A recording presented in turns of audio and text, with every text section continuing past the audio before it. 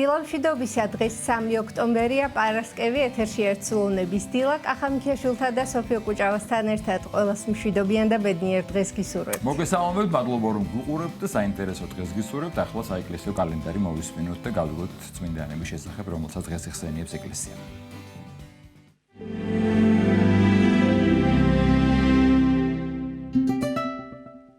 3 ოქტომბერს წმინდა მართლმადიდებელი სამოციქულო ეკლესია მოიხსენიებს წმინდა დიდმოწამე ევსტათი პლაკიდას, მის ცოლს თეოპისტიას და მის შვილებს აღაპის და თეოპისტეს. დღევანდელი დღის მფარველი წმინდანების ლოცვით და მეოხებით უფალმა დაიცვას და დაიფაროს სრულიად საქართველო. ამინ.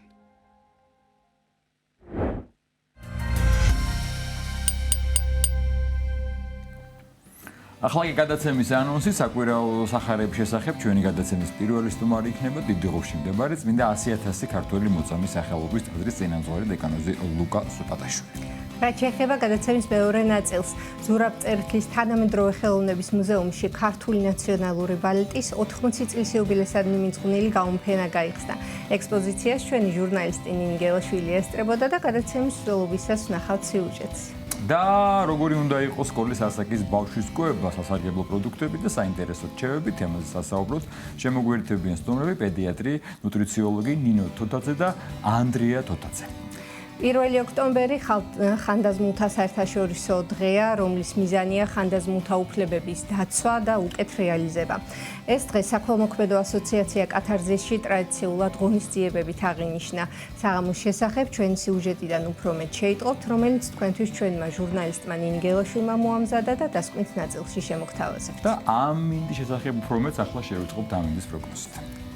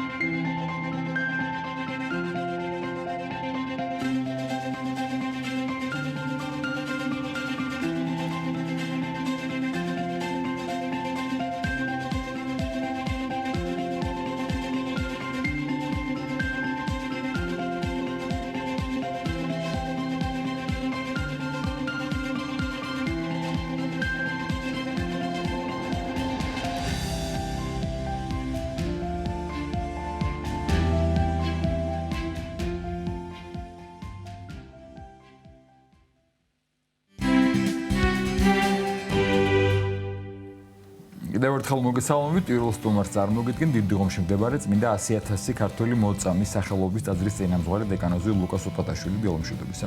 დილამშვიდობისა. საკვირაო სახარების გამმარტავთ. მადლობა. შევახსენებთ მსმენელს, რომელი სახარება იკითხებოდა შემდგომ შინაარსი და განმარტება. ეს არის ლუკას სახარების მეხუთე თავის დასაწყისი და ეს ძალიან ყველა სახარებას ვერ იტყვი რომელი უფრო მნიშვნელოვანია, ყველაფერი მნიშვნელოვანია და განსაკუთრებით საკვირაო სახარებები ეკლესიამ ისე შეარჩია ღვთისმადლით, რომელიც განსაკუთრებულია. აი, რომელსაც შეუძლია ჩვენი ცხოვრების გზამკვლევით იყოს, აი რაღაცა გზაჯვარედინზე გვიხემძღვანელოს, გზის არჩევის დროს გვიხემძღვანელოს, ცხოვრების დასაწყისში თუ შუაში თუ შეცდომებში თუ ბედნიერების დროს სწორი მიმართულებები მოგვცეს. და ეს სახარება ძირითადად ეს არის ქადაგება ღვთისა და მოქმედება ღვთისა, რომელიც ადეკვატურად უნდა აღიქვას ადამიანმა და ადეკვატურად უნდა შეძლოს ღმერთთან ურთიერთობა. ამას იმიტომ ვამბობ, რომ ადამიანთა უმრავლესობა ღმერთს აღიქვამს არაადეკვატურად. ახლა ისეთ სამყაროში ვცხოვრობთ, ახლა წმინდა ნიკოლოზის სანტა-კლაუსად არის ქცეული და ხან რას ჩააცვამენ და ხან როგორ გამოხატავენ და კოკა-კოლას ბოთლებზეც იხატება და სურვილის ამსრულებლად არის მიჩნეული წმინდა ნიკოლოზი და შენ როგორც გინდა იცხოვრე, მაგრამ ღმერთი ყოველთვის რო შეგეწევა, აი ეს არასწორი შეხედულება აქვს სამყაროს დღეს. და ალბათ ყოველთვის იყო ასეთი და აი ჩვენ ქრისტიანებს ყოველთვის გვახსენებს ეკლესია და პირველ რიგში თვითონ ღმერთი, როგორი უნდა იყოს შენი ცხოვრება, შენი დამოკიდებულება ღმერთისადმი და ამ სახარებაშიც ეს ძალიან კარგად ჩანს. აქ ჩანს პეტრეს, იაკობს და იოანეს, ანუ მომავალ მოციქულებს, მაშინ მეთევზეები იყვნენ, ერთად შრომობდნენ. ანუ ეს სამი ადამიანი, საერთო ის ჰქონდათ ეთყობა შრომა, იმიტომ რომ მეთევზეობა მარტო ძნელია და რაღაცა ეთყობა კავშირები არსებობდა. და ეს ორი ნავი დგას ნაპირთან და ამ დროს ქრისტე ქადაგებს. უამრავი ხალხია მოსული ქრისტეს მოსასმენად. საერთოდ ღმერთი ყველას აღაფრთოვანებდა. ანუ ღმერთის სიტყვა ყველას აინტერესებდა, გრძნობდნენ რომ ასე არავინ არ ლაპარაკობს როგორც ეს ლაპარაკობს, გრძნობდნენ რომ მისი შეხებით იკურნებოდნენ, გრძნობდნენ რომ დიდი მადლი გამოდის მისი სიტყვითაც კი და ჩვენ ხო ვიცით რომ ადამიანი აფრქვევს ენერგიებს და ეხლა რომ ქრისტე რომ იყო განხორციელებული რა ენერგიები და რა მადლი იქნებოდა მისი ირგვლივ და ხალხს რა თქმა უნდა დიდი ინტერესი იწვევდა. და აი, როდესაც სანაპიროზე არის, მას ავიწროვებენ უკვე ძალიან დიდი ხალხმრავლობაა. ახლა ეს სამი მოციქული დგას და გამოსული არიან, მთელი ღამე ითევზავეს, დაღლილები არიან, გულკატეხილნი არიან, რომ ვერაფერი მოინადირეს ალბათ, იმიტომ რომ ისინი ამ თავის შრომით არ ჩენდნენ თავიანთ ოჯახებს. არაფერი არ აქვს რო სახში წაიღონ. გამოსულები არიან და რეცხავენ ბადეებს. ამ დროს აქვე ქრისტე ქადაგებს და ესენი ბადეებს რეცხავენ. დაღლილები და ასე შემდგომ. და ქრისტე თვითონ მიდის პეტრესთან და ეუბნება, რომ მოდი ნავი შეიყვანე ცოტა მცირედით ტბაში, რომ ქრისტემ თავისუფლად იქადაგოს. ქრისტე პეტრე რა თქმა უნდა დაღლილიც არის, იმედგაცრუებულიც არის, ალბათ რა ვიცი, რაზე ფიქრობს, დამძიმებული ერთი სიტყვით. ხედავთ ამისა მიიღო უფალი, შეიყვანა და არ იცის რომ ღმერთია. არ იცის რომ ღმერთია. იცის რომ დიდებული ადამიანია და ასე შემდგომ ალბათ. მაგრამ არ იცის რომ ღმერთია და შეიყვანა და ქრისტე ქადაგებს. და ამას პეტრეც უსმენს. სიტუაცია რო წარმოვიდგინოთ. უფალი როდესაც ქადაგებას მორჩა, პეტრეს ეუბნება, რომ ღრმად შეიყვანეო ნავიო და ბადე გადააგდეო და პეტრე ახლა მეთევზია, ანუ პროფესიონალი ამ საქმის. და ყველა მიცის, რომ თევზი კარგად იჭირება ღამე, დილას, ადრე, დილის საათებში და თუ ამ დროს ვერ დაიჭირე, მერე თევზი ღრმად მიდის და საერთოდ ვეღარ დაიჭერ. და სწორედ ამას ეუბნება პეტრე, მთელი ღამე ვითევზავეო, ვერაფერი დავიჭირეო და ეხლა შენი სიტყვით გადავაგდებო ამ ბადესო. გადააგდო ბადე და იმდენი თევზი მოყვა, რომ ესე იგი სკდებოდა ბადე ვერ უძლებდა აი ამ დიდ თევზის რაოდენობას. ეს იყო ხილული სასწაული პეტრესთვის. და ყველა მეთევზე მიცის ეს, რომ ამდენი თევზი არ შეიძლება ბადეში რომ მოყვეს. გაეხვეს 5 თევზი, 6 თევზი, ან 10 თევზი თუ კარგი ის არის, მაგრამ ამდენი წარმოუდგენელია. და ეს ახლა წარმოიდგინეთ ერთ ნავში ზიხარ ღმერთთან ერთად, როგორი ენერგიაა, როგორი მადლია, როგორი ქცევა, ამას ხედავ პირდაპირ. და აქ ძალიან მნიშვნელოვანი მომენტია, რომ ძალიან ბევრი ადამიანი, აურაცხელი ადამიანი ისმენს ნაპირზე და პეტრე თითქოს არ ისმენდა, მაგრამ ღმერთთან აღმოჩნდა ერთ-ერთზე ნავში.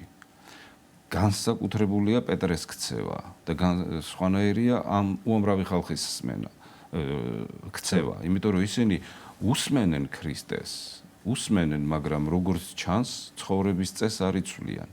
პეტრემ კი საოცარი რამე თქვა, რომ ესე იგი ეს პეტრე არის ნიმუში პატიოსანი ადამიანის, აი როგორი უნდა იყოს ადამიანი, ამას თავიდანვე გვიჩვენებს მახარებელი და ამ ფაქტს არ ტოვებს ყურადღების გარეშე.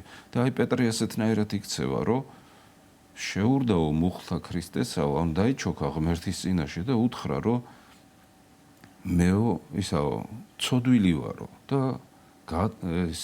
განვედო ჩემგანო და ესე იგი არ ჩათვალა თავი ღირსად რომ იყო ეს თავის ღირსად არ ჩათვალა შენ წარმოედგინე შენი თავი რომ ერთ-ერთზე აღმოჩნდი ღმერთთან ეს რა არის ხო როგორია და ყველა თავისებურად იქცევა სახარებიდანაც ხო ვიცით ზოგი ანერწყებდა ზოგი სცემდა ზოგი უარყოფდა ზოგი დასცინოდა ზოგი გამოსცდიდა მას ზოგი აბა შევხედოთ რასიზმს და ასე შემდგომ და ეს განსაკუთრებული ადამიანები და უნდა ითქვას რომ მცირეა ასეთი ადამიანების რაოდენობა ერთ-ერთზე რო აღმოჩნდებიან ღმერთთან რაღაცა ესე იგი დაგეგმილად რაღაცა ეტიკეტით კი არ იქცევიან რაღაცა მათგან რაც მოდის ისე იქცევიან და ამ პეტრესგან წამოვიდა რაღაცა დიდი სიყვარული და რაღაცა თითქოს არაჩვეულებრივი თუ არანორმალური თხოვნა ეს იგი რამე კი არ თხოვა ღმერთთან ერთ-ერთზე ცდილობდნენ დარჩენას რომ რაღაცას მიეღწია ხა თანამედროვე ეპოქაშიცაა ხო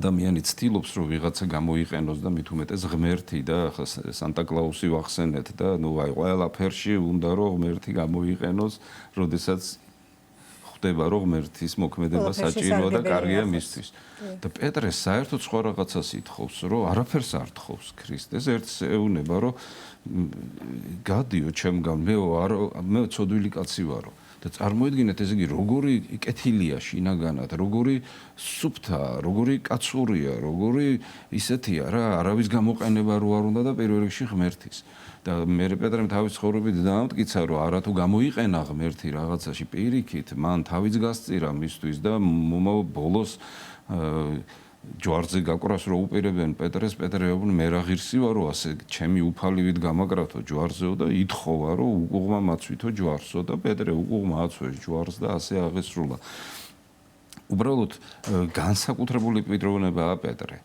ამ დროს ნუ არაფერი ისეთი მეთევზე გამოვიდა ბადეს რეცხავს და ღმერთმა შენიშნა ძალიან მნიშვნელოვანია ის რომ აღვნიშნოთ რომ ღმერთი თვითონ მოდის შენთან შენ კი არ მიდიხარ ღმერთთან ღმერთი თვითონ მოდის შენთან და შენ როგორ მოიქცევი შენს პირად ცხოვრებაში ამას აქვს ძალიან დიდი მნიშვნელობა იმიტომ რომ აუცილებლად ჩვენ გვაქვს ხშირად მომენტები როდესაც შეიძლება ხვდებით შეიძლება ვერ ხვდებით მაგრამ აუცილებლად ვგრძნობთ რომ ესე იგი ღმერთი შემოვიდა ჩვენთან ურთიერთობაში ამიტომ ამბობს წინასწარმეტყველი მოიცალეთ და გულისხმა ყავთ რამე თუ მე ვარ ღმერთი ადამიანს უმეტეს შემთხვევაში არ ცალია ღმერთისთვის იმიტომ რომ უფალი ხო ამბობს აპოკალიფსში მე ვდგავარ კარებთან და ვაკაკუნებ ვინც გამიღებს მე შემოვალ მასთან და აი ადამიანი უმეტეს შემთხვევაში არ უშვებს თავისთან ღმერთს და ამიტომ უნდა გქონდეს ის კეთილი თვისებები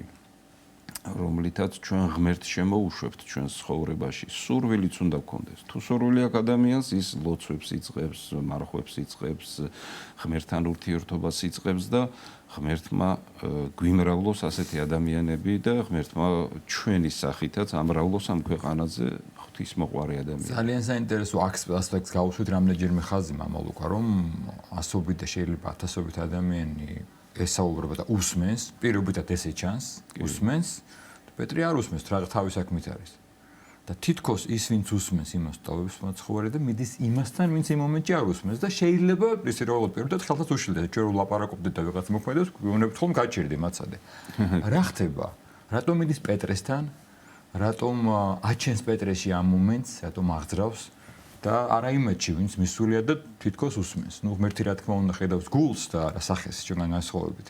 რა მომენტია ეს? და შემდგომ მეუფებ რომ შენერე მებადური კაცთან. პეტრე არის ძალიან მოვალეობის კაცი. მას ამ პერიოდისთვის ყავს მეუღლე და 3 გოგონა. ოჯახი ყავს თავისი და ის არჩენს თავისი შრომით. ეხლა წარმოიდგინეთ, ღამის შრომა განსაკუთრებულად რთულია. მთელი ღამე შრომობს თავისი მოვალეობის გამო. მერე ეს ნიუანსია მეთევზური, ასე ვთქვათ, რომ ბადე დროზე თუ არ გარეცხე, ის შეიძლება აყროლდეს და ასე და მერე აღარ ივარგოს და ანუ აი თა მოვალეობებს ასრულებს. თავის მოვალეობებშია. ის არ არის, რომ აი ვთქვათ, ღმერთი არ აინტერესებს ან რაღაც, უბრალოდ ისეთ საქმეს აკეთებს, რომელსაც ვერ გადადებ. და ეს მისი პროფესიაა და ამით არჩენს, ასე ვთქვათ, ოჯახს. მაგრამ აქ იკვეთება ორი რამ, რომელიც მე პეტრემ დაინახა და ამან კიდე ცალკე აღაფრთოვანა პეტრე. როგორია ცხოვრება, მუშაობა, შრომა, შენი ნიჭის მიხედვით, შენი საქმის მიხედვით, როგორია მუშაობა, როდესაც შენ მარტო ხარ და როგორია, როდესაც ღმერთთან ერთად ხარ. ეს სხვაობა პეტრემ დაინახა. ეს სხვაობა დაინახა მარტო მთელი ღამე, არა მარტო მან, არამედ იაკობი და იოანე, 3 მეთევზე, მომავალი მოციქულები მთელი ღამე თევზაობდნენ, ვერაფერი ვერ დაიჭირეს. ეს ძალიან რთული საქმეა. ეხლა როცა გასართობად თევზაობს კაცი და ხანდახან ღამესაც ათევენ, ეს კიდე გასართობია და სახალისოა. მაგრამ ეხლა წარმოვიდგინოთ, რომ ეს ცხოვრების წესია და შენი ყოველდღიური შემოსავალი ამაზეა დამოკიდებული და არც გეხალისება და ალბათ ამ მძიმე ტვირთის ქვეშ არის. ადამიანი არის მოქცეული მძიმე ტვირთის, ფსიქოლოგიურად მძიმე ტვირთის ქვეშ, როგორც იყო პეტრე.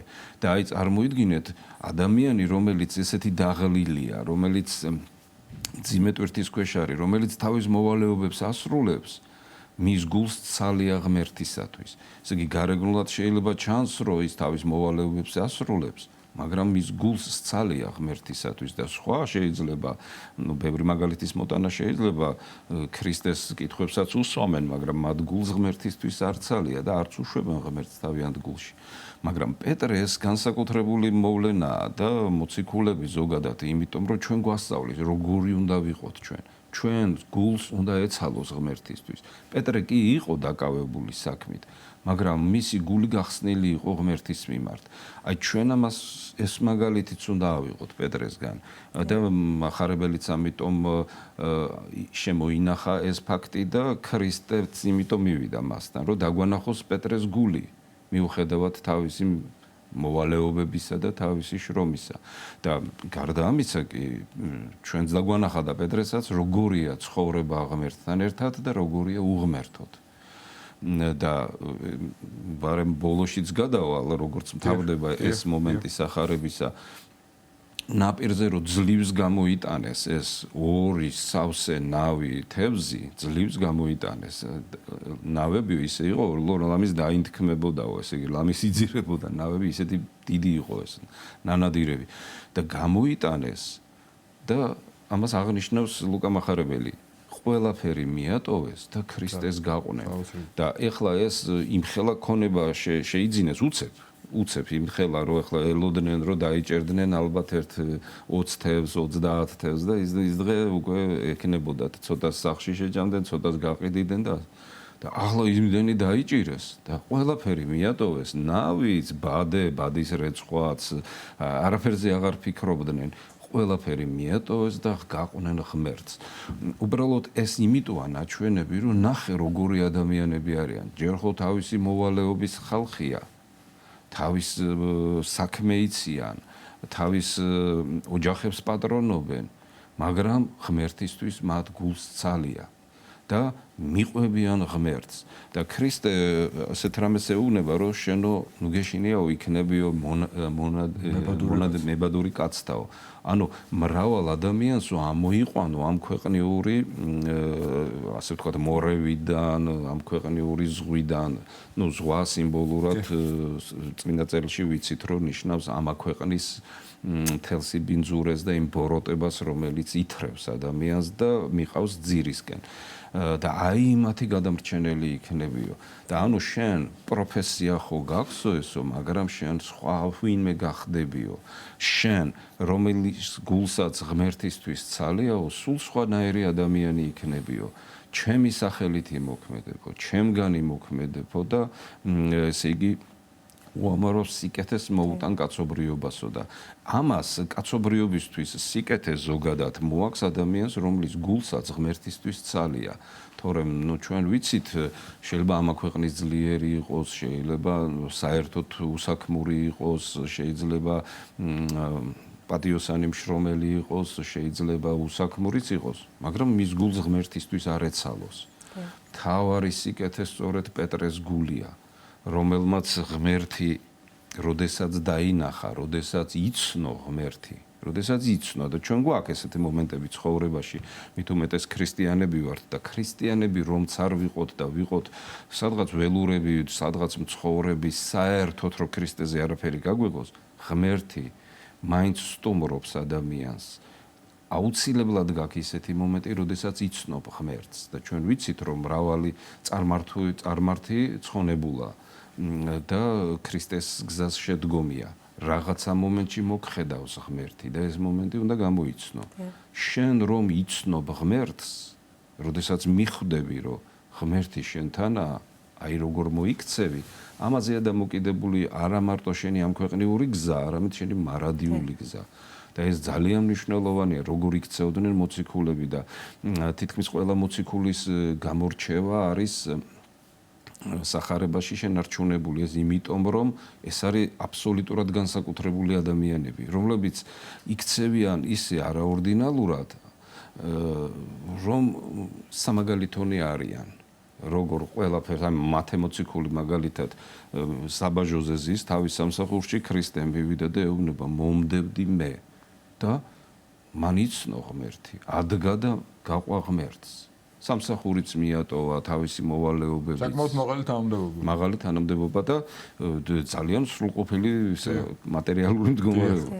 და წავიდა ქრისტესთან და ასე შეიძლება ყველა მოციქულზე საუბარი. და ეს გვასწავლის იმას, რომ ანუ არ არის მთავარი ამ ქვეყნიური სიმდიდრე, არამედ მთავარია ის თუ საბოლოო ჯამში სულიერ ხურჯინში რას დავაგროვებთ, ასე ვთქვათ, ხო? შესაბამისად, შეიძლება ჩვენი გული ისე დაამძიმოს რაღაცამ, რომ ჩვენმა გულმა ვერასდროს ვერ მოიცალოს ქრისტესთვის. ვერასდროს. ამიტომ მთავარი არის ჩვენ გულში რა ხდება ზოგადად. მე აი სამურაების კანონებს რო ვკითხულობდი, გამაოგნა ერთმა მაშინ ესე იგი ყველაზე ძლიერი მეომარი არის ის, რომელსაც გულში აქვს მშვიდობა და მე ეს პირველად დავინახე ესე, რომ როგორ შეიძლება ხმალს იქნებდე და გულში მშვიდობა გქონდეს და თურმე ყველაზე ძლიერ მეომარს ასე ყავს გაწვრთნილი თავისი თავი, რომ გულში მშვიდობა აქვს ყოველთვის. მაშინაც როცა ბრძოლაშია შესული და ახლა როცა მუშაობ, თქვათ, ან თოხნი, ან მანქანა დაგყავს, როგორ შეიძლება გულს არ ეცალოს ღმერთისთვის. თუმცა დღეს მამა ლუკა, თქვენ დღეს გაუსვით ხაზი იმას, რომ ტოვებენ ყველაფერს და სხვა მოციქულების მაგალითიც მოყავს და მიყვებიან ღმერთს, ხო? დღეს სხვანაირად ხვდებით, ეს ანიშნავს იმას, ხადია რომ საზრუნავი მივატოვოთ, ოჯახი არ ვარჩინოთ, ავი არ ვარჩინოთ, მაგრამ ხშირად ვიმართლებთ ხოლმე თავს, თუნდაც კვირაში ერთი დღე, მაგალითად კვირას, რომელიც ღმერთის დღეა და უპირატესია წირვა. არ მივდივარ და ვიმართლებთ, რომ მე სამსახური მაქვს, რაღაც გვიან დავწექი, დილა სადღაც უნდა წავიდე და ამით ვიმართლებთ თავს. და ღმერთს ვეუბნებით უარს. ღმერთი გვეუბნება წირვაზე, მიიღედეს ჭამე და ჩვენ ვეუბნებით, იცი რა, მე არ მინდა დღეს ჭამა და ზიარება, იმიტომ რომ სამსახური მაქვს, დაღლილი, ხასათრუნავი მაქვს. სპაპირისპიროს ვისმენთ დღევანდელ სახარებაში და სახარებას ვისმენთ იმიტომ, მათ შორის თვისმსახურება და თქვენ ბრძანეთ, რომ სულიერი სარგებელი მივიღოთ ამისგან და მაგალითი მივიღოთ. კი, რა თქმა უნდა და ზოგადად მაგალითად ძალიან საინტერესო გვაქვს ჩვენ ქართველებს დღეები. ორ შაბათი, სამ შაბათი, ოთხ შაბათი. ფაქტიურად ყველგან შაბათი ფიგურირებს. შაბათი კი ნიშნავს განსვენებას, ანუ როდესაც უნდა შენ ღმერთთან ესე იგი რაღაცა ყველაფერი უნდა გადადო, აი ისრაელს იუდეველებს დღეს მარტო შაბათს ქვია შაბათი. ანუ იმ დღეს აქვთ განსაკუთრებული ყურადღება ღმერთისკენ მიმართული. მაგრამ ჩვენ ორშაბათით, სამშაბათით, ყოველდღე შაბათი გვაქვს თითქოს. ანუ სხვანაირად ვფიქრობთ, რომ ეს დასვენება და გართობას კი არ გულისხმობთ. ყოველდღე უნდა გქონდეს ღმერთთან ურთიერთობა. მაგრამ ამ შემთხვევაში ძალიან მნიშვნელოვანია პარასკევი. პარასკევი ბერძნული სიტყვიდან მოდის და მომზადებას ნიშნავს. ემზადები რაღაცა მნიშვნელოვანისთვის. და ეს მნიშვნელოვანი დგება სწორედ შაბათ-კვირას. ამიტომ შაბათი, ისა კვირა, დილა შენი მომზადების ცენტრი უნდა იყოს. ესე იგი კვირა, დილა ეს არ არის ჩვენ ახლა ესე აღვიქვამთ რომ კვირა არის კვირის ბოლო. ორშაბათი, სამშაბათი შრომობ, ვიღლები და შაბათ-კვირას მინდა დასვენება. არა და კვირა არის პირველი დღე. ნუ როგორც ძველად ერქვა, ერთ შაბათი. და დღეს ჩვენ ერთ შაბათს დავარქმევდით, იმიტომ რომ ორ შაბათი გვაქვს და სამ შაბათი და ერთ შაბათიც უნდა გქონდეს ლოგიკურად. მაგრამ კვირა ეს უკვე აღდგომის დღეა და ამიტომ ქვია კვირა ბერძნული სიტყვიდან მოდის, რომელიც აღდგომას ნიშნავს. ბერძნულათაც აღდგომა ქვია, რუსულათაც ვასკრესენიე ქვია და ნუ ქართულათაც აღდგომის დღე ქვია. მაგრამ ეს არის კვირის პირველი დღე. შენ კვირას იწყებ ღმერთის დიდებით. და ჩვენ ეხლა ასე ვაზროვნებთ, რომ კვირას ვამთავრებთ ღმერთის დიდებით, არა და ესე არ არის. კვირა უნდა დავიწყოთ ღმერთის დიდებით. კვირას იწყება რაღაცა ახალი. ახალი კვირა მოდის. ამაზე მეტყველებს მთვარეც, მზეც, ამინდებიც, ამინდი ძირითადად აი სწორედ ამ დღეს იცვლება და ახალ კვირაში ახალი ამინდია ხოლმე. და მთვარის ფაზები ძალიან მოქმედებს ამაზე. მაგრამ ჩვენ თვითონ უნდა მოვემზადოთ ამისათვის. მე პირადად გამოცდილი მაქვს მოუნათლაობა და უწირველობა 23 წლამდე ცოცხლად მახსოვს. და ეხლაც ვხედავ, უდიდესი მადლია კვირა დღეს. არაფრით არ შეიძლება კვირა დღე გააცდინო, აი არაფრით. პრაქტიკულიდან გამომდინარე, რაღაცა სულიერი თვალსაზრისით, აი კვირა დღეს ჩატარებული წირვა სულ სხვანაირია, აი ძალიან დიდია. თითქოს სამყარო დღესასწაულობს, თითქოს არა სამყარო დღესასწაულობს და შენც ხომ მისი ნაწილი ხარ და წირვაზე ჩვენ მარტო კი არ ვსახურობთ, თქვა ადამიანები კი გასაგებია რომ იქ სასულიერო პირია, ის დიქაროსანი, ეკლესიის მსახური და მრევლი. არა, ანგელოზებთან ერთად ხდება ეს. და სასულიერო პირი იქ საიდუმლო ლოცვაში, ერთ-ერთ საიდუმლო ლოცვაში ითხოვს ღვთისგან, რომ ანგელოზები შემოვიდნენ ჩვენთან ერთად, რათა ვადიდოთ იგი და ანგელოზებისგან ვისწავლოთ ღმერთის დიდება და ჩვენ ეს უნდა ვისწავლოთ. ამაზე დიდს უბრალოდ ვერაფერს ვერ შეძლებ და ესე იგი კი ღმერთი ადიდე, მაგრამ მენტალურად სულ სხვა იქნები, როდესაც შენ შეგიძლია დიდება ღვთისა და როდესაც შენ ხედავ საღვთო მადლს, როდესაც შენ ხედავ ღმერთს. და აი პეტრეც ამ შემთხვევაში ის განსაკუთრებულია, რომ ის ხედავს ღმერთს, იმიტომ რომ ის გულს ცალია ღმერთისთვის და თუ ღმერთისთვის გულმა არ მოიცალა, რა თქმა უნდა ღმერთს ვერ შენიშნავ. აი ეპირისპირო დაგიდგეს ღმერთი, გაიწიე, მეფარები ეტყვი. და ცხოვრებას მიშლის საერთოდ და ხო ვიცით რომ ადამიანებს გონიათ რომ ეკლესიაში სიარულით ესე იგი ცხოვრებას ხელი შეეშლება. არა და დღეს წაკითხვის კვირის სახარებაში ესეც ჩანს რომ როგორია შრომა მარტო როცა ხარ შენ ადამიანი შენ ძალებთან დარჩენილი და როგორია შრომა ღმერთთან ერთად. შედარება არ შეიძლება. ამიტომ თუ კვირას დაუთმობ ღმერთს ის 6 დღე, როდესაც შენი საქმე გექნება საკეთებელი, შენ დიდი ბარაკა გექნება და დიდი დაცულობა გექნება ღვთისაგან. ეს მცნებაშიც გვიწერია, რომ 6 დღე ვიქმოდეთ საქმესა ჩვენსა, ხოლო დღე იგი მეშვიდე ვადიდოთ ღმერთი. და ამ სტილით, ამ რიტმით თუ ვიცხოვრებთ, ჩვენ საერთოდ სხვანაირი გავხდებით. ჩვენ ოქროს ხანა გამოცდილიერი ვართ. აი აღმაშენებლის, თამარის, რუსთაველის ეპოქაში ჩვენ უმაღლეს დონეს მივაღწიეთ ყველაფერში. ღვთისმეტყველებაში, პირველ რიგში ფილოსოფიაში, ეკონომიკაში, სამხედრო ძლიერებაში. 2 საუკუნე ჩვენი ჯარები არ მარცხდებოდა, ჩვენი მომრები არაფერი არ იყო და არავინ არ იყო. როცა მაშინაც ირყეოდა მთელი მსოფლიო ირგვლივ, მაგრამ როდესაც შენ ძლიერი ხარ, როცა შენ ღმერთთან ერთად ცხოვრობ, ღმერთთან ერთად შრომობ, ანუ ცოცხალი ურთიერთობა გაქვს ღმერთთან, ეზიარები, ლოცულობ და მასთან ერთად ცხოვრობ, საერთოდ სხვა დონე ხარ.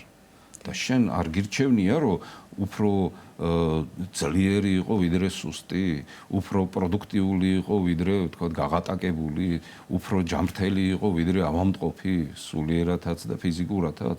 რა თქმა უნდა გვირჩევნია ჩვენ სიხარულში და სიყვარულში ცხოვრება.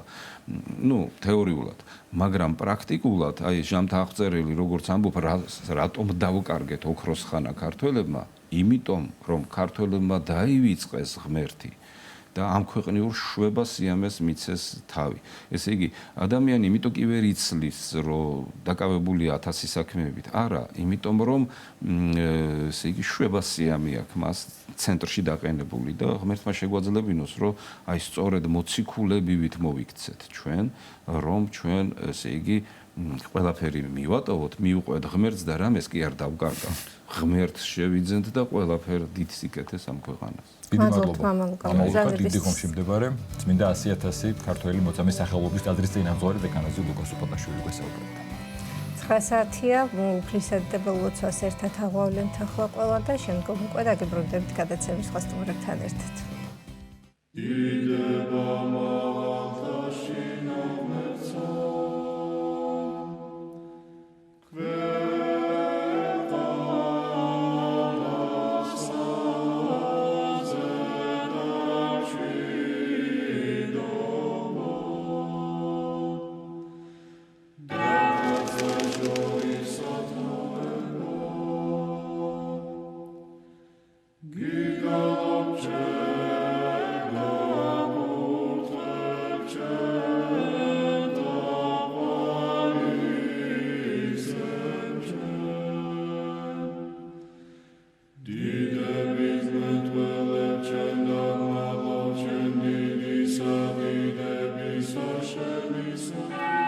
ჩვენო, რომელი ხარ ცათა შინა, წმინდა იყავ სახელი შენი, მოვედინ სუფევა შენი, იყავ ნება შენი, ვითარცა ცათა შინა, ეგრეცა ქვეყანასა ზედა, პური ჩვენი არსობისა, მომეც ჩვენ დღეს და მომიტევენ ჩვენ თანანადებნი ჩვენი, ვითარცა ჩვენ მიუტევებთ თანამდებთა მათ ჩვენთა. და ნუ შემიყანებ ჩვენ განსაცდელსა, არამედ მიხსნენ ჩვენ ბოროტისაგან. რამე თუ შენი არს სუფევა, ძალი და დიდება, მამისა, დაძისა და წმინდისა სულისა, აცდა მარადის და უკუნითი უკუნისამდე. ამინ. მიწყალე მე ღმერთო, დიდითა წყალობითა შენითა. და მრავლითა მოწყალებითა შეინთა ახოცე უჯულოებაი ჩემი. უფროს განბანე მე უჯულოებისა ჩემისაგან და ცოდვათა ჩემთაგან გამწმინდე მე. რამე თუ უჯულოებაი ჩემი მე უწყი და ცოდვაი ჩემი წინაშე ჩემსა არს მარადის. შენ მხოლოსა შეგწოდე და ბოროტი შენ წინაშე ვყავ. რათა განმართლე სიტყვათაგან შენთა და ზლოს ჯასა შენსა. რამე თუ ესე რა უჯულოებათა შინა მიუდგა და ცოდვათა შინა მშამე დედამან ჩემო. რამე თუ ესე რა ჭეშმარიტება შეიყვარე, უჩინონი და დაფარონი სიბნისა შენისანი გამომიცხადენ მე. მას ხორო მე უსუბითა და განწმინდე მე. განბანო მე და უფროს თოვლისაგან სპეტაკნე. მას მინო მე გალობაი და სიხარული და იხარებნე ძვალნი დამდაბლებულნი. გარე მიაქციე პირი შენი ცოდვათა ჩემთაგან და ყოველი უჯულოებაი ჩემი ახოცე. გული წმინდა დაბადე ჩემთანა ღმერთო და სული წრფელი განმიახლე გვამსა ჩემსა. ნუ განმაგდებ მე პირისა შენისაგან და სულსა წმინდასა შენსა ნუ მიმიღებ ჩემგან. მომეც მე სიხარული მაცხოვარებისა შენისა და სულითა მთავრობისათა დამამტკიცე მე. ვასწავლე უჯულოთა გზანი შენი და უღმრთონი შენ და მოიქცენ. მიხსენ მე სიცხთაგან ღმერთო, ღმერთო ცხოვრებისა ჩემისაო. იხარებდეს ენა ჩემი სიმართლესა შენსა. უფალო, ბაგენი ჩემნი აღახვენ და პირი ჩემი უთხრობდეს ქებულებასა შენსა. რამე თუ უკეთუმცა გენება, მსხვერპლი შემცა მეწირა, არამედ საკვერთხი არ აქ თნდეს. მსხვერპლი ღმრთისა არს, სული შემოსრული გული შემოსრული და დამდაბლებული ღმერთმა არა შეურაცხყოს. კეთილი უყვა უფალო ნებითა შენითა სიონსა და აღეშენენ ზღუდენი იერუსალიმისანი.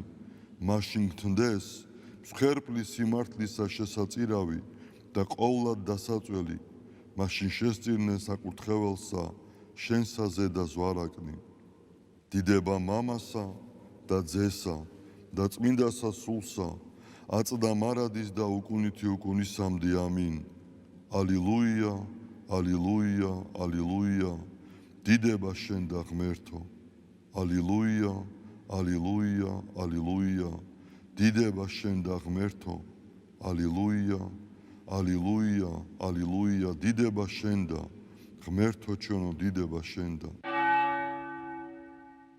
ღვთისმშობელო ქალწულო გიხაროდენ, მიმადლებულო მარიამ უფალი შენთანა. კურთხეულ ხარ შენ დედათა შორის და კურთხეულ არს ნაყოფი მუცლისა შენისა. რამე თუ მაცხოვარე გვიშევ სულთა ჩვენთა. უფალო დიდება შენ და გადაარჩინე და განთლიანე საქართველო. უფალო დიდება შენ და გადაარჩინე და განთლიანე საქართველო. უფალო დიდება შენ და გადაარჩინე და განთლიანე საქართველო.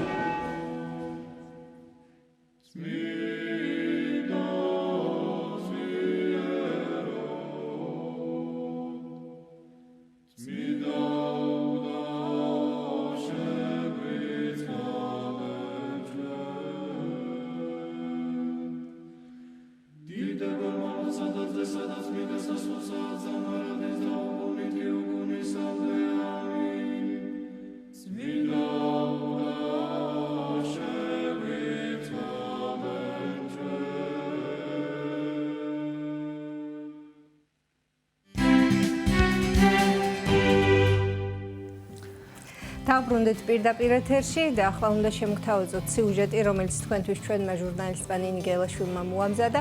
ზურაბ წერეთლის თანამედროვე ხელოვნების მუზეუმში ქართული ნაციონალური ბალეტის 80 წლის იუბილეისადმი მიძღვნილი გამოფენა გაიხსნა.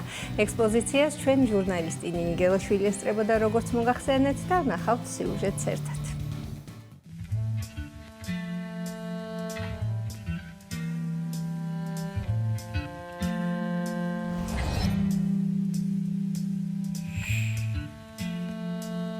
ექსპოზიცია, რომელსაც ზურაბ წერეთლის თანამედროვე ხელოვნების მუზეუმი მასპინძლობს, გიყვებათ ამბავს, თუ როგორ იქცა ქართული ცეკვა გლობალურ კულტურულ ფენომენად.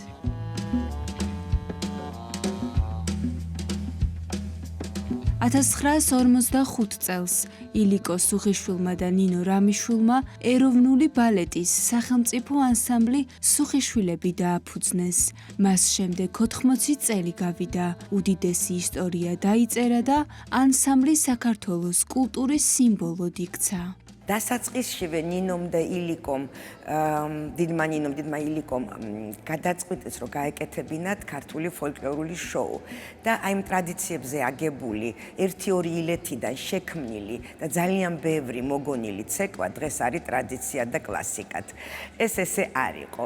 ეს საინტერესო ჩვენი ფოლკლორი, რამოდენიმე ილეთით, რიტუალური ცეკვებიდან გამომდინარე, ფერხულებიდან მათ შექმნეს ნამდვილი ქართული ქორეოგრაფია. ამ ტრადიციებს ჩვენ ძალიან ვიცავთ. ამ გამოფენაზე წარმოდგენილია ჩვენი ანსამბლის 80 წლის ისტორია, 80 წელი ტრიუმფალური სვლა.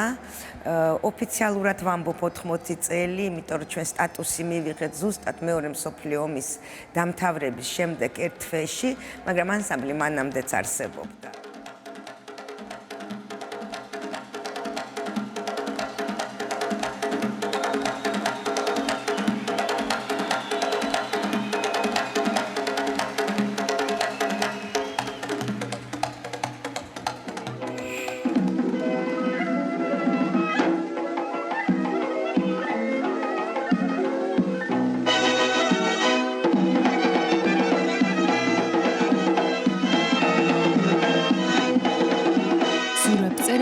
თანამედროვე ხელოვნების მუზეუმში.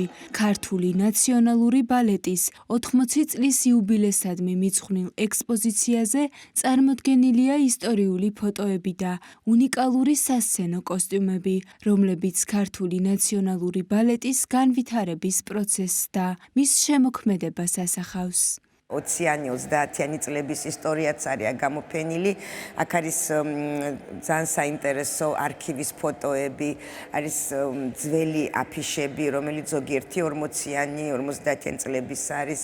არის ფოტო გამოფენა, ფოტომასალა ძალიან საინტერესო, ჩემი გაგებით, რადგანაც ყველა ფოტოგრაფი, ვისაც ჩვენთან თანამშრომლობა ქონია წლების მანძილზე, არა მარტო ქართველ უცხოელ ფოტოგრაფებსაც, 8-9 ფოტოგრაფია წარმოდგენილი ამ გამოფენაზე. ასევე არის კოსტიუმების გამოფენა, ჩვენთვის ძალიან ღირებული ბატონი სოლიკო ვირსელაძის ამ გენიალური მხატვრის და სცენოგრაფის კოსტიუმები, რომლებიც ჩვენთან შემორჩენილია და მე ვთვლი, რომ სათითაოდ არის სამუზეუმო ექსპონატი. ასევე მიდის ფირი, ძალიან ზეთი პატარა მოკლე ისტორია ამ ანსამბლის, როგორ იწყებდა ნინო და ილიკო დღევანდელ დღემდე მოსული. მე მინდა დავამატო, რომ ჩვენი ოჯახის სამმა თაობამ ფაქტიურად მთელი თავის ცხოვრება დაუთმო ამ საქმეს და სიამაყით და მოურიდებლად ვიტყვი, რომ ჩვენ ყოველთვის ვიყავით და ვართ საქართველოს ხმა მთელ მსოფლიოში, ჩვენი ხელოვნებით, ჩვენი კულტურით ვაცნობთ ჩვენ ქვეყანას და ისეთ ქვეყნებში, რომელშიც საერთოდ არ იცოდნენ, რომ რუქაზე ეს პატარა ქვეყანა არსებობს, ჩვენ გავაცანით საქართველო და ეხლაც ვაგრძელებთ და ჩვენი საიუბილეო კონცერტები სამწუხაროდ თბილისში ვერ შედგა, მაგრამ გაგრძელდება მსოფლიოს ყველა სცენებზე, უკვე ერთ კვირაში ჩვენ მივმგზავრებით ხანგრძლივ მოგზაურობაში და იქ გავაგრძელებთ ჩვენ საიუბილეო კონცერტებს ყველა ქვეყნის საუკეთესო სცენებზე. მუსიკალური ტრანსფორმაციით, ავთენტურობის შენარჩუნებით, არანჟირებითა და თეატრალური ელემენტებით გამდიდრებული ქორეოგრაფიით, სუხიშვილებმა უდიდესი წვლილი შეიტანეს ქართული კულტურის პოპულარიზაციაში და ქართველი ერის ხმა მთელ მსოფლიოს გააგონეს.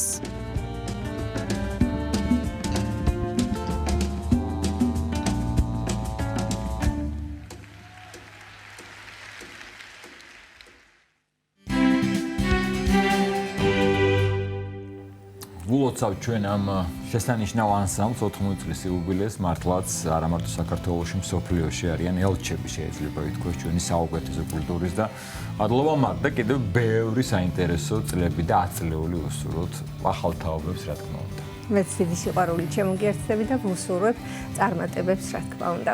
ახლა კი რაც შეეხება ჩვენ გადაცემის სტუმრებს და რა თემაზე გავამახვილებთ ყურადღებას. როგორი უნდა იყოს სკოლის ასაკის ბავშვების კვება, სასარგებლო პროდუქტები და საინტერესო რჩევები. თემაზე სასაუბროდ შემოგვიერთდნენ პედიატრი, ნუტრიციოლოგი ქალბატონი ნინო თოთაძე და ანდრია თოცაძე. ძილამშვიდობის მადლობას მოგახსენებთ მობრძანებისთვის. ძილამშვიდობის ანდრიას განსაკუთრებული პატივისცემით მივესალმებით. ძალიან დიდი მადლობა, რომ ყოველთვის ვცდილობ ხოლმე, რომ ჩვენი გადაცემის სტუმარი იყო და არ იზარებ, ასე ვთქვათ, რომ დილით ადრე ადგე და შემოგვიერთდე. ქალბატონი ნინო, ძალიან მნიშვნელოვანი, ძალიან სათუთი თემა არის გამომდინარე იქიდან, რომ საკითხი ეხება ბავშვებს, მათ ჯანმრთელობას, მათ კვებას. ყველა მშობელი შედლების დაგვარად ცდილობს, რომ შვილების კვების რაციონი იყოს მაქსიმალურად გამდიდრებული, როგორც აძლევთ მათი ხმამეთი საშუალება ამის უფლებას და შედლების დაგვარად დაიცვან შვილების ჯანმრთელობა, ხომ? რატომ არის აუცილებელი და მნიშვნელოვანი, რომ კვების რაციონი იყოს ყოველთვის მოწესრიგებული და საჭირო სავსე იმ ვიტამინებით, რომელიც აუცილებელია ბავშვის ორგანიზმის შენებისთვის? კიდევ ერთხელ მოგესალმებით, ძალიან დიდი მადლობა მოწვევისთვის. ბედნიერ წელს გისურვებთ, ასე ვთქვათ, სამუშაო წელს უკვე გავიდა ეთერში, პირველად ვარ თქვენ ეთერში ამ პერიოდიდან.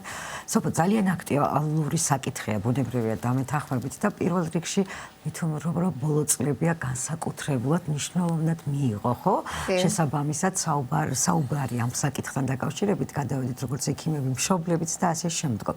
რა თქმა უნდა, იმიტომ რომ ეს ნამდვილად მნიშვნელოვანი საკითხია, შესაბამისად გამომდინარე იქიდან, რომ ვიდრე ჯერ კიდე თუმცა აქ მნიშვნელობა არ აქვს, რა თქმა უნდა, ასაკობრივ ჭრილს ჩანსაღი კვება რამდენად მნიშვნელოვანია, თუნდაც ჩვენთვის, ჩემთვის და ასე შემდგომ, მაგრამ რა თქმა უნდა, უპირატესობა მიენიჭება ბავშვებს, იმიტომ რომ ჯერ კიდევ ისინი ზრდის პროცესში არიან და თითოეული მიღებული მათი საკვები კომპონენტი, რა თქმა უნდა, ეს არის შემადგენელი ნაწილის შემდგომ იმ ჩანსაღი ვიტამინების და რომლითაც ათვისება, რა თქმა უნდა, საკვები პროდუქტებიდან ხდება, რომელიც განაპირობებს მათ ნორმალურს და განვითარებას და ასე შემდეგ. თან გამომდინარე იქიდან, რომ კვებას აქვს ერთი რამდენადაც მნიშვნელოვანი ეს ყოველდღიური და დღის რამდენიმე ეტაპის შემადგენელი ნაწილია, რა თქმა უნდა. შესაძლებელია, როდესაც თქვა კვების პრობლემა, თუნდაც ის უნარჩვევების არასწორი იმ წუთში არ გამოვლინდეს, ხო, შესაბამისად ერთ დღეში, ორ დღეში, მაგრამ მას გარკვეულწილად აუცილებლად აქვს თავისი შედეგი და ბუნებრივია ყველას გსურს, რომ ეს შედეგი იყოს დადებითი, ხო? მნიშვნელოვანია ისიც, რომ ჯერ კიდევ გარკვეული, თქვა, საუკუნეების მანძილზე თუნდაც არ იყოს საუბრები ესეთი აქტუალური და ბუნებრივია ესეც მეცნიერული კვლევებით და შესაბამისი დამადასტურებელი კლინიკური კვლევებით წამოვიდა. ყურადღება მიექცა, რამდენად მნიშვნელოვანი იყო ის საკვები პროდუქტი, რასაც ღებულობდნენ, ანუ რა შემადგენლობა ჰქონდა მათ, ვიტამინების აღმოჩენა, რომელიც დაიწყო დაახლოებით 2 საუკუნეა მეტი არც კი. შესაბამისად, შემდგომ უკვე მათი თითოეულის გავლენა ადამიანის ჯანმრთელობაზე, აუცილებლობა ამ ვიტამინების შემადგენლობა რა პროდუქტებშია და რამდენად უნდა მივიღოთ ისინი, ხო, ყოველდღიურად. ბუნებრივია, რა თქმა უნდა, კიდევ ერთხელ ამ პროცესს საუბრობთ ჩვენ თითოეულ შემადგენელ იმ კომპონენტზე, ანუ ჯგუფისა პროდუქტების, ეს არის ცილოვანი პროდუქტები, რომელშიც შედის როგორც ძის პროდუქტები, ხორცი, თევზი, რომელზეც ჩვენ საუბრობდით, თხილეული, თესლეული, ხილი და ბოსტნეული, ასევე ბურღულეულის პროდუქტი, რამდენად სწორად ხდება მათი მიღება და ბუნებრივია ეს პროდუქტიც კი რამდენად დადებითი ფორმით მიიღება. მაგალითად, რატო ვამბობ ამას? პური, რომელიც ესოდენ მნიშვნელოვანი პროდუქტია, ხო, თითქმის ყველა ოჯახში, ესე რომ ვთქვათ, განსაკუთრებულად ხშირად არის შეშფოთებისაგან, რომ აი პური არის, რომელიც, ვთქვათ, ძალიან მოზომილად უნდა მივიღოთ. რა თქმა უნდა, სწრაფად ათვისებადი ნახშირწყლები, ანუ პირველი ხარისხის ფქვილისგან დამზადებული პროდუქტი, ყოველთვის, რა თქმა უნდა, მოსარიდებელია შეძლების დაგვარად, მაგრამ თუ კი მაგალითად ბავშვები განსაკუთრებულად მიიღებენ მთელ მარცვლიან პურს, მას თავისი ძალიან დადებითი აქვს, ანუ მისი შემცველობა ბოჭკოს რაოდენობა უფრო დადებითად ხდება ათვისება და ის გარკვეულწილად მისაღებია. ბურღულეულს როცა ვსაუბრობთ, ეს არ არის მარტო პური, აქ შედის ნებისმიერი, თქვა, ბურღულეული, ჩამოთვლით, რომ ჩამოთვალოთ ბრინჯი, კუსკუსი და ასე შემდეგ, რომელიც ასევე გადანაწილებული უნდა იყოს დღის მანძილზე. რძის პროდუქტი, რატოა ესეთი მნიშვნელოვანი? რძის პროდუქტიდან ერთ-ერთი მნიშვნელოვანი კომპონენტის ათვისება განსაკუთრებულად საყურადღებოა, ეს არის კალციუმი, რომელიც ესოდენ მნიშვნელოვანია მისი ძვლოვანი სისტემის და კბილების ფორმირებასთვის. ასევე საინტერესოა, თუმცა მზარდია ორგანიზმი, ჯერ კიდევ წლების მანძილზე დაგროვება ხდება მისი უკვე ძვლებში კალციუმის, რაც ასევე მნიშვნელოვანია. შესაბამისად, სწორედ იმ პროდუქტებიდან, როგორიც არის იოგურტი, ყველი, რძე, ეს მნიშვნელოვანი პროდუქტია, რომ ბავშვმა მიიღოს, რათა ბუნებრივია ის აუცილებელი ვიტამინების შეთვისება მოხდეს და მესამე მნიშვნელოვანი პროდუქტები, რომელიც ასევე დამატებით გამდიდრებულია კიდევ ვიტამინებით, რომელსაც ღებულობს, რაც დადებითს აძლევს. თუმცა ძალიან მოკლედ ახლა ჩვენ ხშირად საუბრობთ ხოლმე ამ საკითხზე, მაგრამ მაინც კიდე გამეორდები, ერთ-ერთი მნიშვნელოვანი არის ის საკითხი, რომ ციალ პროდუქტი, ხილი, ბოსტნეული, ბურღულეული მაქსიმალურად შეძლების დაგვარად გადანაწილებული იყოს დღის მანძილზე, ზუსტად იმ რაციონების მიხედვით. ახლა დაახლოებით სკოლამდელი ასაკის ბავშვებისთვის 3 ძირითადი კვება, 3 ხემსი, ერთ-ერთი მნიშვნელოვანი კომპონენტი. ახლა უკვე შემდგომ სასკოლო ასაკის ბავშვებისთვის შეიძლება დავყოთ 3 ჯგუფადაც კი, ხო, თქვა 11 წლამდე, 13 წლამდე და შემდეგ უკვე 18 წლამდე. ძალიან საინტერესოა, რომ საერთოდ კალორიების მიხედვით მოთხოვნა წლების ზრდასთან ერთად დაახლოებით 19 წლამდე იზრდება, ცოტა უფრო მეტი ვაჟებში, შემდგომ დაახლოებით 19-დან 30 წლამდე შენარჩუნებულია და შემდგომ უკვე კლება მიდის იმ მოთხოვნადი აუცილებელი ორგანიზმის კალორიებისა, რომელიც მათ ესაჭიროებათ. ამიტომ განსაკუთრებულად როცა ვსაუბრობთ ბავშვებზე და როცა მზარდი ეს კალორიული მოთხოვნები, რა თქმა უნდა, ეს დაკმაყოფილებული უნდა იყოს. თუმცა ის ძირითადი პრინციპი, რომ ჩვენ ჯანსაღი თებშის პრინციპით ამ 4 ჯგუფის პროდუქტი მივიღოთ, ეს ყველა ასაკობრივი ჭრილისთვის შენარჩუნებულია, მაგრამ იზრდება მოცულობის რაოდენობა, რა თქმა უნდა, წლებთან დაკავშირებით. ანდრია, წარმოდგენილი ხარ შენ დაახლოებით იმ მოსაკის ბიჭი, რომელზეც საუბრობ და ახალგაზრდები, ბავშვები, მოზარდები, როგორია შენი კვების რაციონი, რა სჭამ, რა იცი დაუშვათ და გაგიგია რომ მაინდა-მაინც სასარგებლო არ არის და არ იღებ და აი მოდი მოგვიყევი, რით იწყება შენი დილა, დღის განმავლობაში რამდენჯერ ჭამ და რა და ყველაზე შენი საყვარელი საჭმელიც გაგვანდე. თუნდაც არ იყოს სასარგებლო. ჩემი საყვარელი საჭმელი არის მაწვნის სუპი. ვა, 15 წელიანი. ძალიან მიყვარს.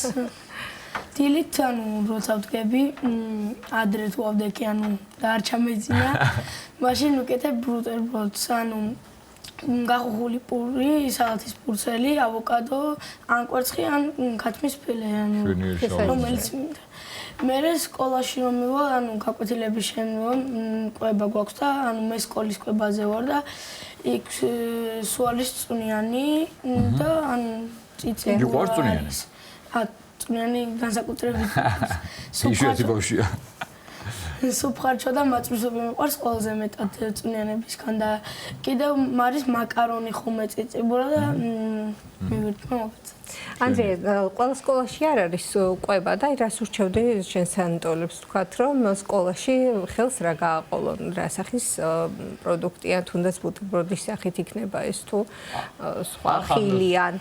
ან ზოგ სკოლაშია რომ დავშთა არ არის წვნიანი და ესეთი საშუალება რომ ჯანსაღი კვება და მშრალი კვება ან სწრაფი კვება ან რაღაც კბილეულია და შენი რჩევით აი შენ სტოლებს რას ურჩევდი რას მიაქცენ ყურადღება რა ჭამო რა არ ჭამო თავარია რომ ჯანსაღი საჭმელი წაიყვნენ მე ხო არ ვიცი მათ რა უყვარს და რაც ურჩევნიათ ჩემი აზრით ის უნდა აი აბუძნული რჩევა იყო სანამ ეთერში შევიდოდით მე და ანდრია ვსაუბრობდით იმაზე რომ თუ არის რაიმე ისეთი მაგაზეც ვისაუბრეთ მაგრამ ვისაუბრეთ ასევე იმაზე რომ შეიძლება რამ პროდუქტი არ უყვარდეს, მაგრამ იცის რომ აუცილებელია მიიღოს. არის ესეთი პროდუქტი ბულგარული დასახელე ჩვენთან საუბარში და იცი რომ არ გიყვარს ვიცი ნამდვილად, მაგრამ საჭიროა ჭამრო აუცილებელია და საჭირო, კი.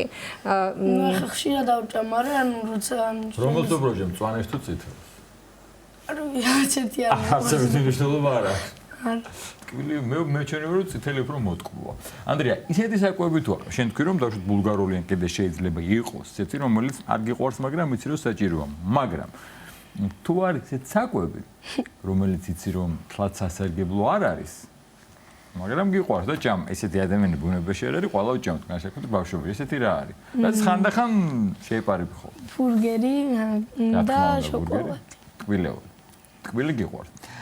აი, რადგან ტკბილი ვახსენეთ, რადგან ჩვენ ვსაუბრობთ იმაზე, რა მივიღოთ, რა არ მივიღოთ, აქვე ერთი კითხვა მაქვს, როცა ბავშვების ასაკში ჭარბწონიანები არიან და მშობლები იმის გამო, რომ არ უნდა არავითარ შეიძლება ბავშვებში საყვარელია მოსაფერებლად, მაგრამ მერე დროზე თუ არ მივაქციეთ ყურადღება რთულია, სვამენ დიეტაზე, მაშინ შილებენ, არ ეჭმევენ. ეს თუ არის სწორი მიდგომა, ან როგორ უნდა დავიცვათ და ვაკონტროლოთ ბავშვის წონა?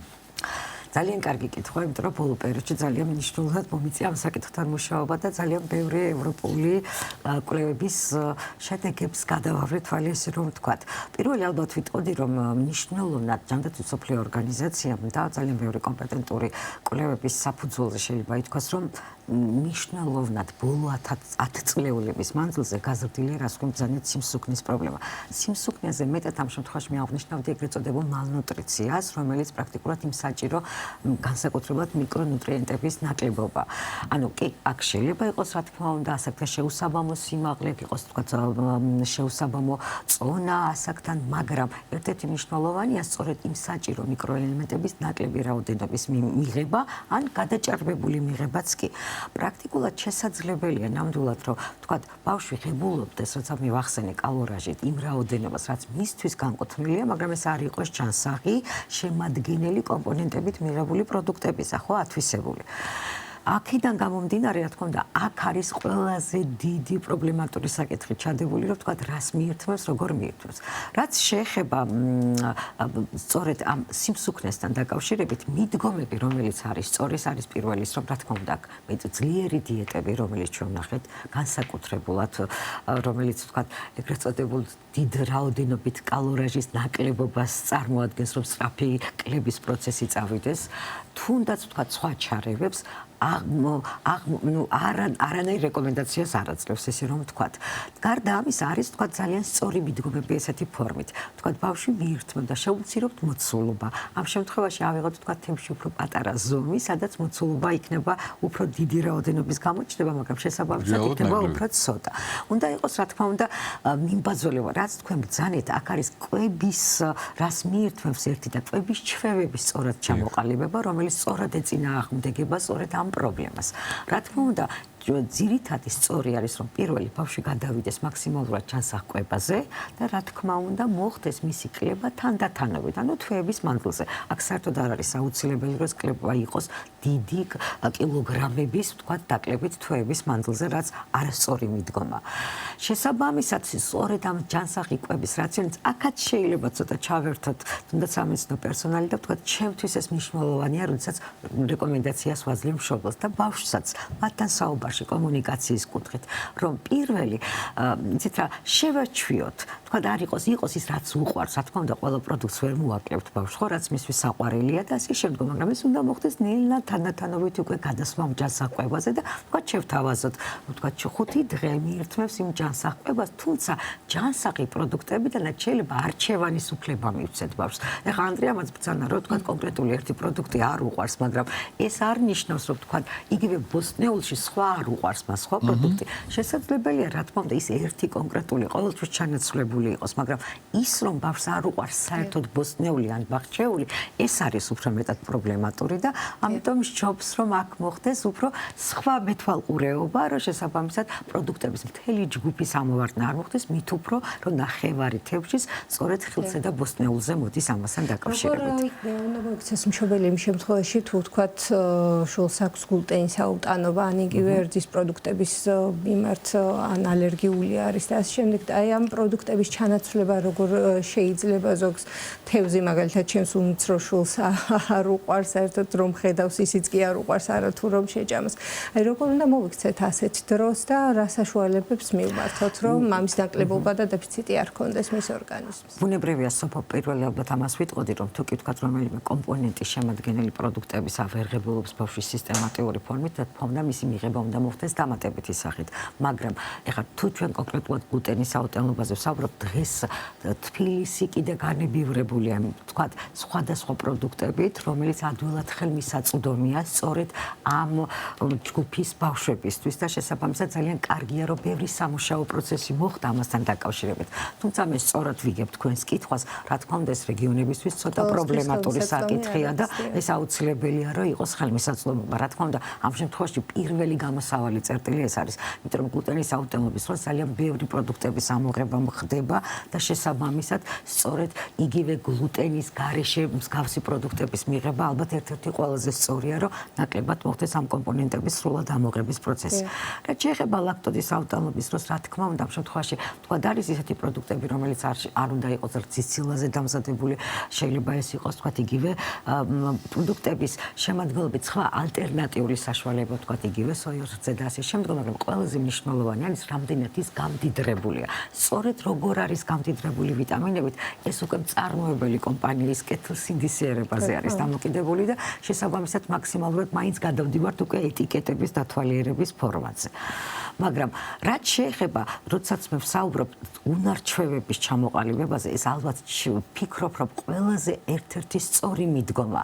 დღევანდელი ცხოვრებაც ყველგან, სადაც არ უნდა წავიდეთ, ხო ბუნებრივია, ყველგან გვხდება ეს შოკოლადის, ტრაფიკების ობიექტები და ასე შემდგომ და ბუნებრივია, ბავშვის მით უმეტეს საგემოვნებო რეცეპტორები მიმართულია სიახლეზე და მოსწონს და აქვს კიდეც ამ პროდუქტებს მიზიდვიანობა, მაგრამ როდესაც კვების ჩვევები არის სწორად ჩამოყალიბებული, მან იცის არჩევანი აქვს. აი ვთქვათ, სწორი მიდგომა, როცა ბავშვი ეკითხებით, ხო?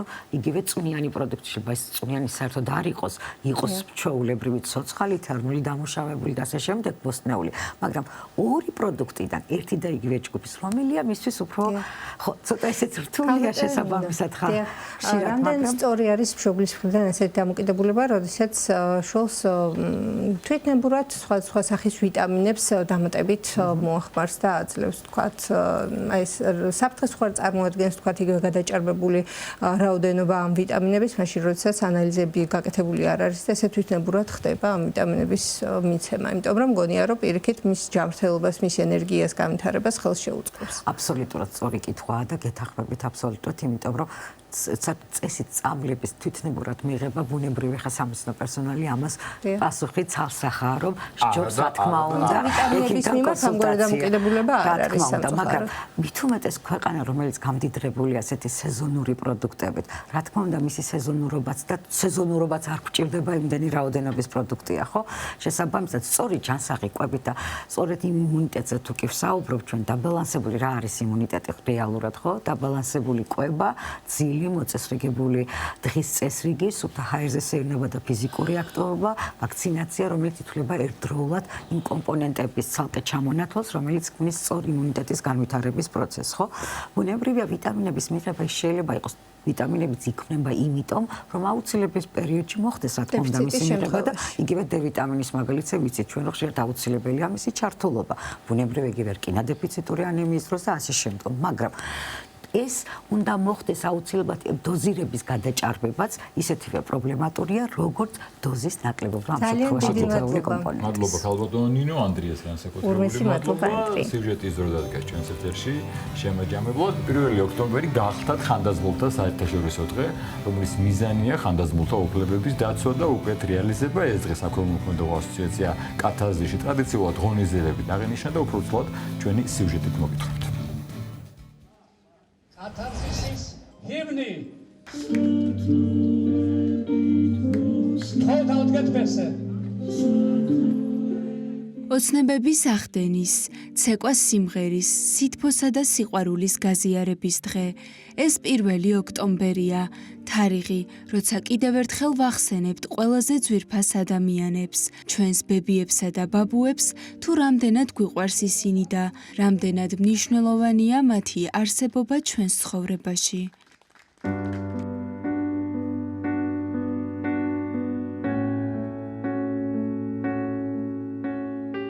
1 ოქტომბერი მრავალფეროვანი ღონისძიებით აღნიშნა სათნოების სახლმა კათარზისმა.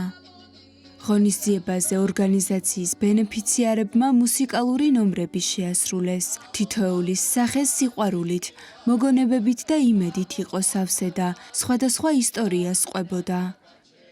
საქართველოს და მსოფლიო ყველა ხანდაზმულს და განსაკუთრებით ჩვენს ბებიებს და ბაბუებს ხადია ულოცავ ხანდაზმულთა საერთაშორისო დღეს.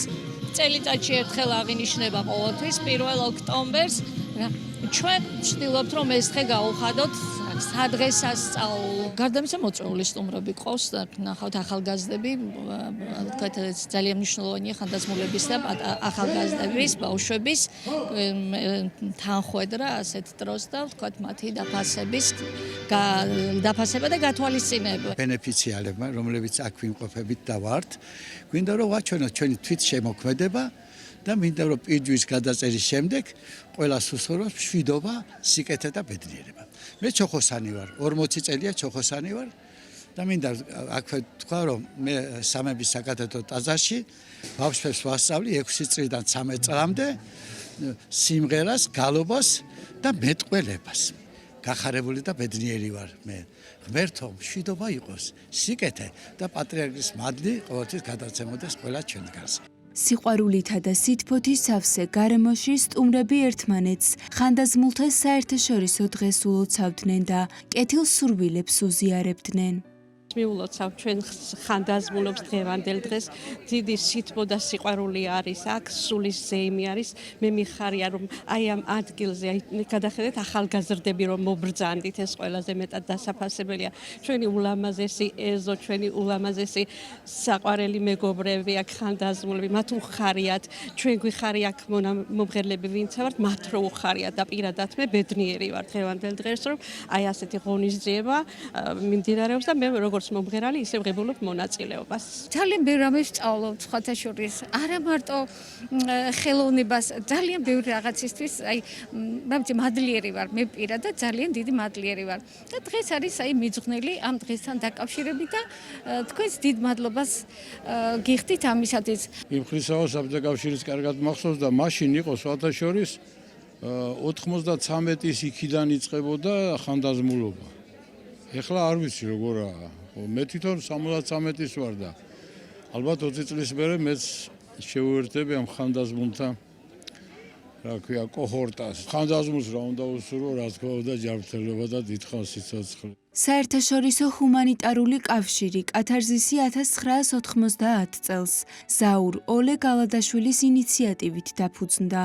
ორგანიზაცია სრულიად უსასყიდლოდ სხვადასხვა სახის მომსახურებას სთავაზობს სოციალურად დაუცველ ხანდაზმულებს. კათარზისის სამსახურები ამჟამად აერთიანებს პირველად სამედიცინო მომსახურებას, სასადილოს, სპორტულ და სარეაბილიტაციო სამსახურებს. კომპლექსში ფუნქციონირებს ხანდაზმულთა დრამატული თეატრი, ფოლკლორული და მუსიკის გუნდები, ინტერნეტ კაფე, საბინაო პრობლემების მქონე ქალბატონთა თავშესაფარი, სამლოცველო და სხვა.